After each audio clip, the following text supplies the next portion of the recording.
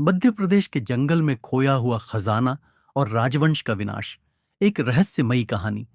भारत के मध्य प्रदेश को सिर्फ इसकी प्राकृतिक सुंदरता और ऐतिहासिक धरोहरों के लिए ही नहीं जाना जाता, बल्कि यहाँ के घने जंगलों में छिपे रहस्य और खोए हुए खजाने की कहानियां भी लोगों को रोमांचित करती हैं।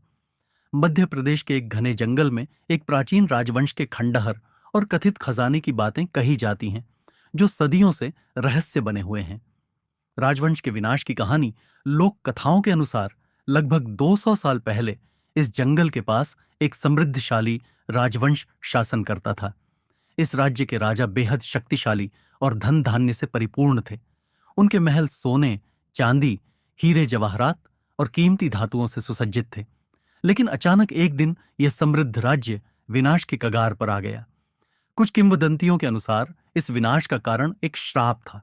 कहा जाता है कि एक महान तपस्वी ने राजा को श्राप दे दिया था, जिससे एक ही रात में पूरा राजवंश समाप्त हो गया और उनके सभी खजाने जंगल में कहीं गुम हो गए। कुछ अन्य कथाओं में कहा जाता है कि पड़ोसी राज्यों के साथ लगातार युद्धों के कारण यह राजवंश कमजोर हो गया और अंततः दुश्मनों के हाथों नष्ट हो गया। खजाने का रहस्य स्थानीय लोगों का मानना है कि इस घने जंगल के अंदर एक प्राचीन किला है, जहां आज भी वह खजाना छिपा हुआ है। सोने चांदी के सिक्के, बहुमूल्य रत्न और अन्य कीमती वस्तुएं इस किले के किसी गुप्त तहखाने में दबी हुई हैं। कई खजाना खोजी इस जंगल में गए, लेकिन उनमें से बहुत कम ही वापस लौटे। कुछ लोगों का दावा है कि इस खजाने की रक्षा किसी अलौकिक शक्ति द्वारा की जाती है,